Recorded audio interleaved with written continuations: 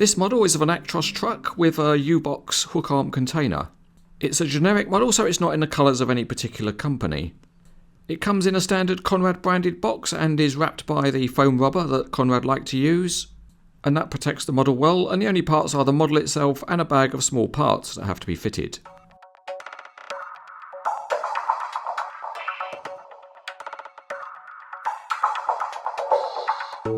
As usual for a Conrad Actros truck, you need a sharp knife to separate the mirrors and roof aerials, and when that's done you can press them into the pre-formed holes in the cab. In fact, I wonder if this is how they fit the mirrors on the real truck in the factory. Geez, those assembly workers must have big hands. Fixing the roof aerials is a little bit more fiddly.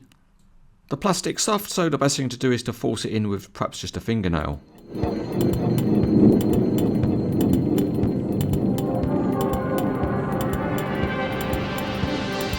The chassis is good because it's got the full transmission system and detailed rear axles, and there's a spare wheel too.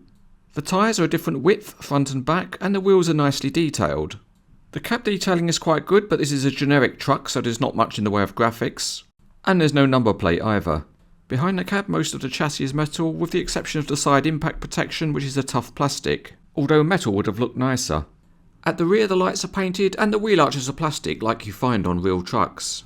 The container is all metal and there are solid ladder rungs at the front. The sidewalls have got the UBoxx shape and the graphics are sharp. The rear doors are also metal and they've got locking bolt details in the casting. At CranesEtcTV, when staff are subject to disciplinary action, they get sent into the naughty corner.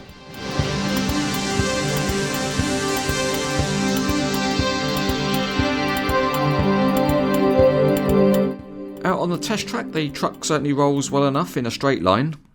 And if we take a look underneath, the rear axles have a degree of movement to represent suspension. But at the front, the functional steering mechanism works very well with a big range of movement possible. So it can pose realistically when it's on display, and also if you want to use it and push it along, then it turns well through a tight arc. As for most Conrad models, this truck has a tilting cab, and although the mechanism on this review model felt a little strange, you did get a good view of the engine. The UBoxx container is quite an old casting, it's been around for a few years, but it's still quite nice. The doors at the back open, and it all feels like a well-made item because the doors are not loose at all.